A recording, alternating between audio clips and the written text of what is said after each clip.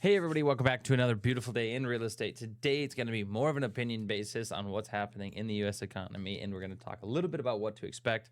I think there's a lot of good things happening. No major stories popping up today, which is okay, but it's still, there's still good things that we should be paying attention to, right? So let's talk interest rates first. Interest rates, they're still on the way up.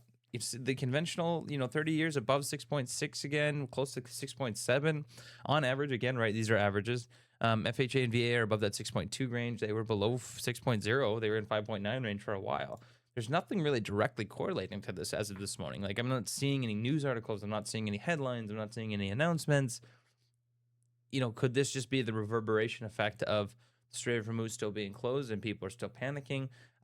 Could it be that we're seeing higher demand? Like, dude, just in the last week, yesterday, we sold 2 more homes yesterday. We pended 2 more homes. We have another one we're selling tomorrow morning at 9 a.m. Like, things are moving, man. This is the busiest I've ever been. And apparently this, from what I'm seeing on paper, it's supposed to be the slowest market we've ever seen. I mean, everything's pointing towards the market should be slow. Maybe other people are slow, but dude, this is nuts to me. Like, I've never been this busy, to the point where I'm actually taking today to spend with my family for my wife's anniversary and mine. And it's crazy. It's crazy. It feels like I can't even take a day off. Yesterday I was all weekend from 6 a.m. to 7 p.m. I was busy running around. And maybe that's because I don't know how to manage my time, or it just could be because I have so much shit going on that I don't really know how to manage my time. But anyways, let's jump into oil right away, you guys. Oil is doing not much, right? Again, no major news stories. So oil is kind of sitting flat.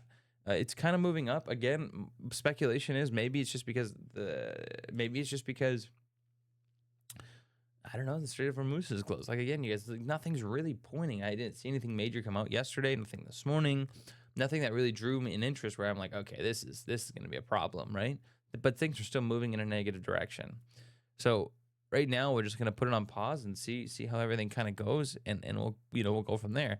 However, I want to point out the S&P 500 right now, because this channel that we're sitting on, this is breaking above the channel that's been in place since 2009. Okay, I'm gonna go all the way back out here because it's fast as I can do this. The weekly, actually, let's just do the monthly chart.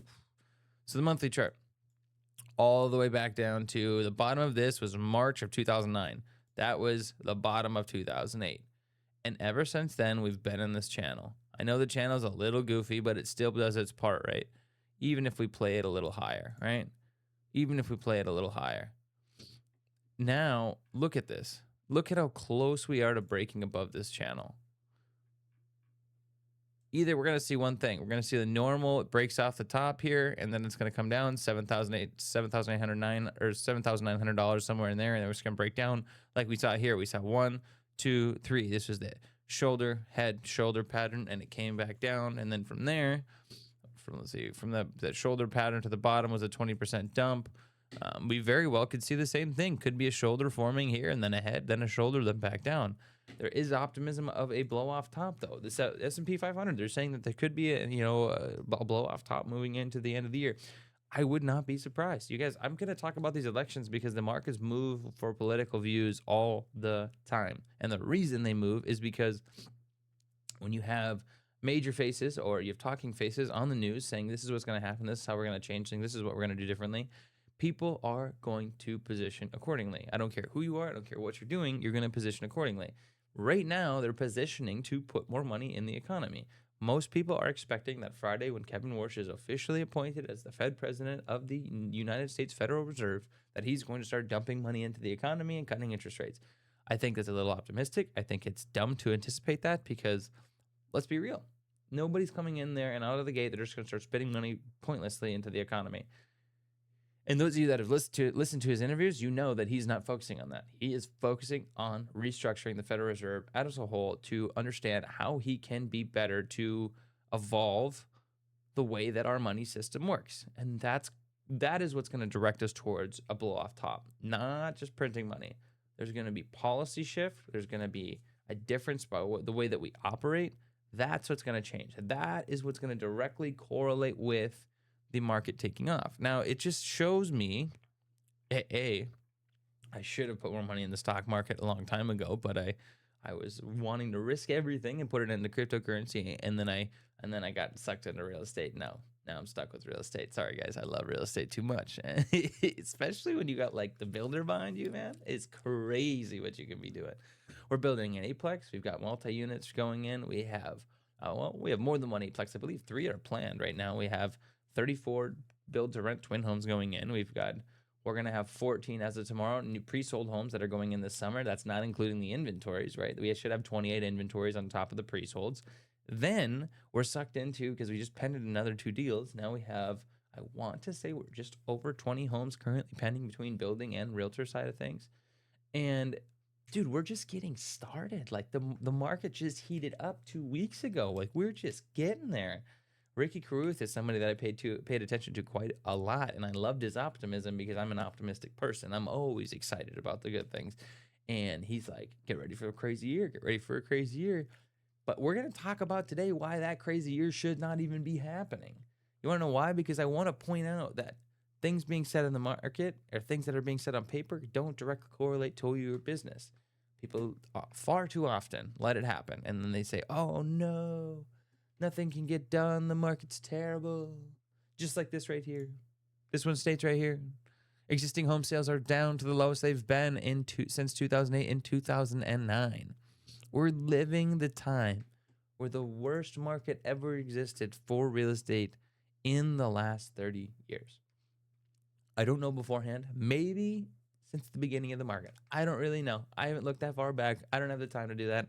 I know what's going on today. I know what's going on in the last 20 years because I correlate and I showcase. This is what happened here. This is what happened here. This is what's going on. This is why it's the same. This is why it's different, etc. But right now, the market is showing that it's probably the worst time to be buying a house because there's so little people buying. It's the affordability crisis. It's not the housing crisis. And that's where people commonly cross the wires and do something that makes, say something that makes it sound like the market's an absolute bloodbath. Again, other economies, other places in the United States, probably the market's not great. I've been to Oregon, Portland. When I drove through some of the towns, the guy was pointing out, that house is 600 grand, that house is 600 grand, that house is 600 grand. And they are 1920s, 1,400 square foot, 2-bed, 2-bath homes that are old as shit, and you're paying over $500,000 for them. Yes, people cannot afford that shit anymore because the maintenance that comes with it, the amount of work that comes with it, and the fact that you're paying for a $600,000 home and you're buying that home, chances are you are not in a job that's making over $200,000 a year to afford something comfortably like that. Until that shifts, obviously you're going to see slower, or maybe you're just not targeting the right market. Because, like I've told people, what market is strong right now? Retirees and downsizers, the people that bought homes in 1997, the people that bought homes in 1980, early 2000s. These guys have their homes paid off and they need to downsize. I met with somebody yesterday, ready to downsize. The person I'm sending tomorrow, downsizers. The person I met with last week, downsizers. Why? Because that is the market right now. Those are the people that are paying cash and they're buying those one-level homes. Patio homes right now are getting up to about $350, $375 a square foot.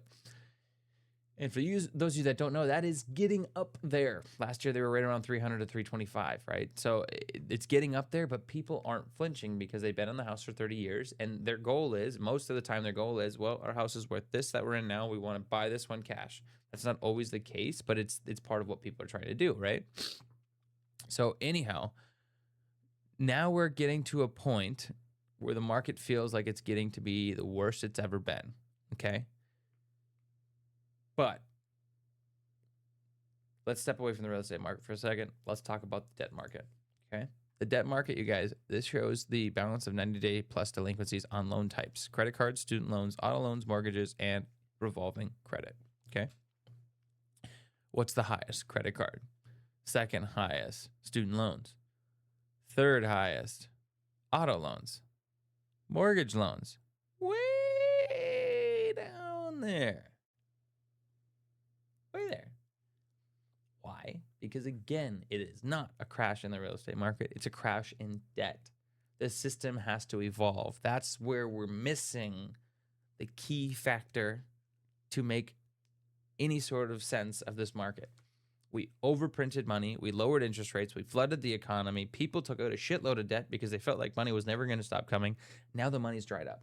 So people are now have no money. And they're still using the same buying habits with no spending power. people are not getting paid more as they should, especially since the amount of inflation we've seen in the last year. So people can afford less, but people are still out there buying a car. The negative equity train. Wow. I even have negative equity on my car. I've been lucky enough to not be an idiot because that was the last dumb mistake I ever bought. But I bought a car. I went in there. I really wanted it. Traded the car in, took negative equity, rolled out. That is how common it is. Dude, banks don't even flinch. As long as you're buying a car, they don't give a shit.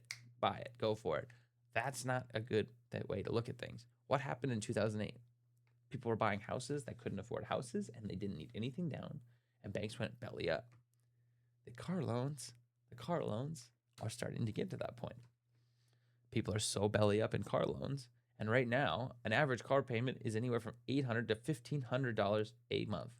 People are paying $1,500 a month to have a car. That is insane to me because you want the brand new 2026, right? Student loans. People did not pay their student loans during COVID. They overexpended and spent money where they shouldn't have. And now student loans are becoming delinquent and they're getting expensive. Don't get me started on the predatory loans of the United States. They are absolutely horrific. I've looked into these. I've seen them. Dude, people who take out student loans are getting FUCK'd aggressively. And again, it's like a gloss over conversation. It's super disappointing, but that's what we need to be paying attention to is the debt market right now. People cannot afford the debt that they borrowed against over the last 5 years. That's going to be the catalyst that's going to create a whirlwind in the market. That's what's going to cause a problem. But that's why I've been paying attention to that. Okay. Homes are 40% overpriced at 6.75 mortgages, causing home sales to absolutely collapse. So the home sales are slowing down. But again, home sales are slowing down, but they're not. The prices aren't crashing. That's the common distinction, right? Housing prices or housing markets are slowing, so people are not buying them. But people are not selling because they have to. They're selling them because they want to, and they list them high because a lot of realtors don't know how to talk to their clients and say, "Hey, you can't list your home that high. It's not worth that anymore." But people don't believe that. Houses are still worth a decent amount, but that's where we're at, right? So it's more of a housing freeze than anything else. But those people that are overextending and they have bad spending habits, unfortunately, are taking it to their next house. Home buyers are taking on expensive mortgages while that they'll soon be able to refinance at a much lower rate. Probably fine. Loan officer. I am seeing middle-class homeowners take out $7,000 mortgages thinking they can always refinance when the rates come down in the future. $7,000, dude. That's more than my entire month's worth of bills. And don't get me wrong, I am not a very expensive person. I am not as necessarily frugal either, but that's insane. $7,000 mortgages. That's where people are right now. They feel like that's what they need to do, or that's where their head's at, right? So John Brooks, I pay attention to him on X quite frequently, and he talks about there is no housing shortage. There's an affordability collapse. The average American didn't suddenly stop wanting to buy a house. They just got priced out of the American dream. In quotations, mortgage rates near 7%. Incomes needed to be need to buy a home up 79%. Wages nowhere close. This is not a healthy market. It's a frozen one. Yes. So houses continuously went up because we pushed a shitload of money into the economy, but raises did not include that, right? So inflation went up and people didn't have their wages raised to match that inflation. Inflation's up here, wages are down here, and people wonder why people can't buy houses anymore. That's part of the reason, right? So all that being said, it means that the market is just at a freeze right now, but it's good because it's good time for us to be paying attention. For those of you that can sell your house, and right now in this market, I looked at it yesterday, the inventory numbers, 1.6 months of inventory, down to 0.2 from the last time we looked, which is about a month and a half of inventory. That's how little is out there to sell right now. Again, if we were in a crash, that inventory would be to the roof, right? Anything over 6 months is now in a neutral market. Anything over 9 months of inventory is now a buyer's market, right? We're not there yet. That's the crazy part. I'm still making offers above asking to get houses for clients because there's multiple offers or because, the sellers are holding the keys. My whole point of this video, though, is to showcase that there's a lot going on, and everything on paper states that the market shouldn't be moving. People shouldn't be buying houses, but they are. And you have to find the right ones to get into them to actually help them to get them to the next steps that you can start generating and growing your business, right? I don't have a lot of news today. I just have a story of, you guys, anybody can do this stuff and generate income and become more successful if you know what you want to do and you understand it and you become the best in it, right? Ambition is priceless. I don't know. It's over my head here. Ambition is priceless. That just means to me that ambition will trump anything. The ambition to want to succeed. There's a lot of sacrifice that comes in that, a lot of work that comes into that, but it creates a life for my family that gets to do whatever they want, whenever they want. And they can have happy, stress-free life for the most part, unless we provide or add the stress ourselves. And that was the goal. Create success for the family. So for those of you that want to get into real estate, now's the time. For those of you that are scared the market's going to crash, I'm sorry, I don't think it's going to happen. We're going to see more issues with the credit market than we are going to with anything else. So thank you for watching. Have a blessed day. We'll see you tomorrow and enjoy your week.